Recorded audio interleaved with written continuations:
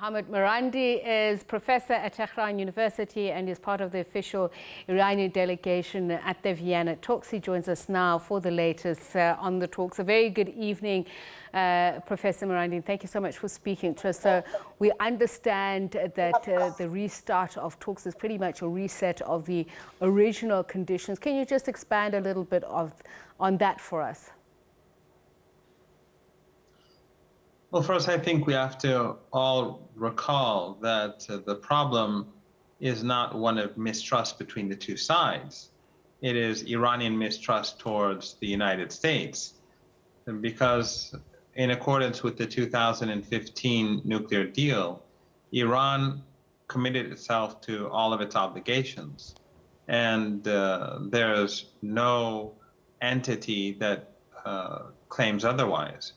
Whereas the United States, from day one, under Obama, was in breach of its violations. Obama, contrary to what he promised in the deal, and that was to help facilitate the normalization of Iranian trade and business in response to Iran putting curbs on its peaceful nuclear program, instead of moving towards normalization, he did the opposite. Secretly behind closed doors, he told banks, insurance companies, shipping companies, financial institutions, and others not to work with Iran. So the United States was dishonest from the very beginning. And of course, we know that under Trump, the United States tore up the deal, and Biden until now has been pursuing Trump's policy of maximum pressure targeting ordinary women and children. But during the whole period when Obama was violating the deal and Trump tore up the deal, Iran was fully committed to the deal, and it was implementing the deal in full. The International Atomic Energy Agency has pointed that out. So the issue of mistrust is a one-way street. It is Iran that does not trust the United States. And the negotiations right now are about making sure the United States does not repeat history, that the United States doesn't start violating the deal from day one, or that it does not just simply tear up the deal at some point without paying a price. In past conversations, you've said central to that is the JCPOA and the conditions thereof. So just take us back through the months. There were talks in March that stalled, and then there was a resumption of talks in June. How do you characterize the various phases up to where we are now, especially if we're talking about transparent and compliant?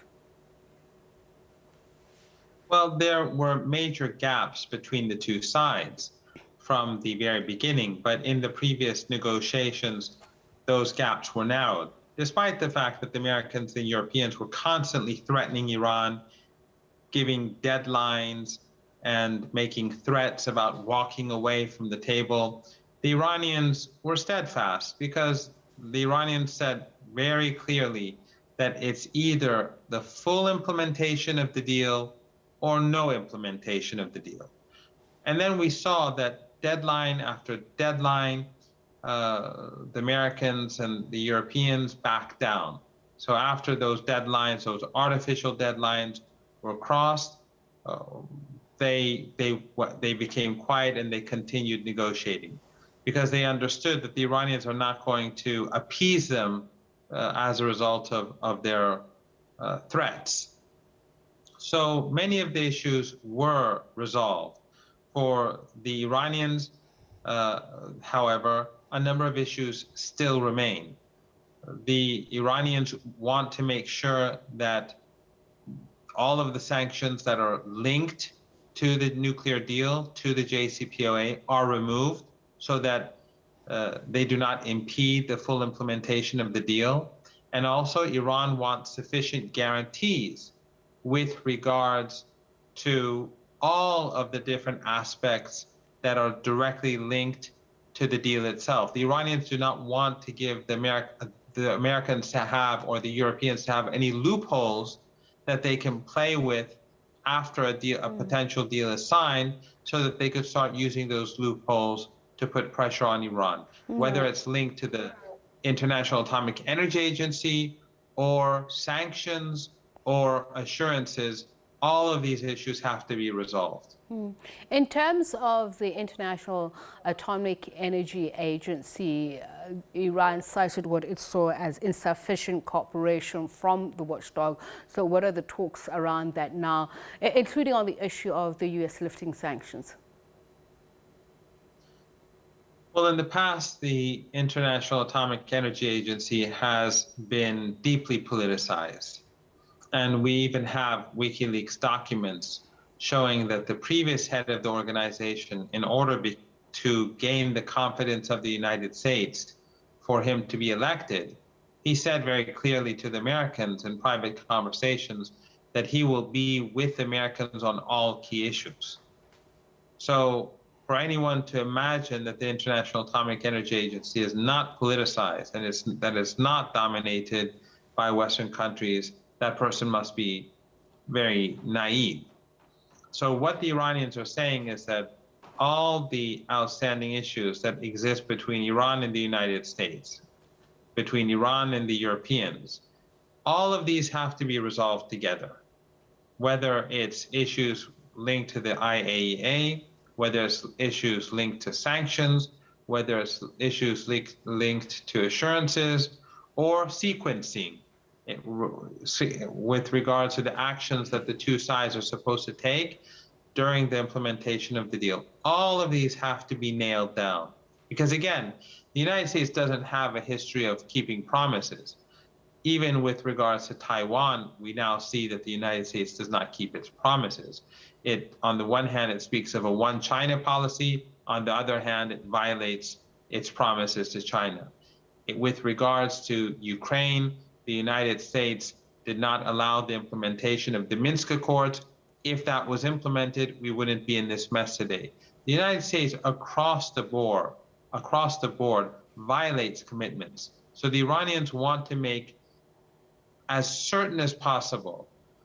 They want to make it very difficult, as much as possible, for the Americans to have an excuse to be able to violate the deal by using loopholes or potential loopholes in the deal itself. So let's just talk about the enriched uranium so that people understand what Iran is using it for, the type of machinery, the facilities that it's using it for.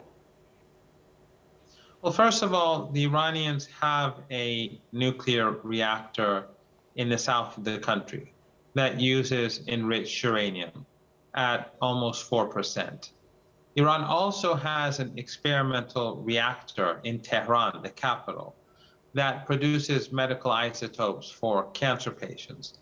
And that reactor, that experimental reactor, uses enriched uranium at 20%.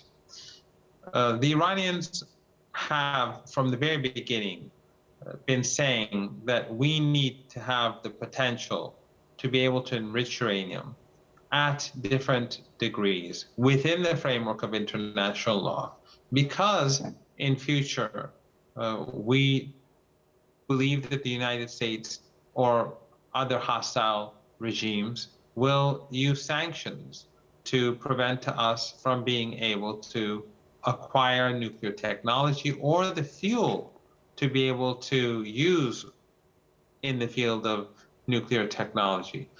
You have to remember, your viewers should remember, Iran is a country that is very keen on developing the new technologies. So in stem cell research, for example, Iran is a leading country in the world. In nanotechnology, it is one of the 4 most developed countries in this particular field. Or, as you probably know, Iran sent satellites into orbit. So Iran, its pursuit of new technologies in the nuclear field is in line with its broader commitments to advanced technologies, whether it's artificial intelligence or any other field of inquiry. There's nothing strange about that. In fact, the Iranians have said many times that if the country wanted nuclear weapons, it would have had them years ago. And the Americans know this quite well. The Iranians have chosen not to have nuclear weapons. Okay. And the logic behind this, or the evidence to show this, goes back to the 1980s. In the 1980s, when the Europeans and the Americans were giving Saddam Hussein chemical weapons to use against Iranians and his own people, as well as the military intelligence to use those chemical weapons, and the political cover to get away with it, the Iranians chose not to develop chemical weapons. Professor Marandi, I'm afraid we have run out of time. We're going to have to leave it there. Thank you very much for speaking to us. Professor Seyed Mohammad Marandi is part of the Iranian delegation at those talks in Vienna, and he is also a professor at the Tehran University.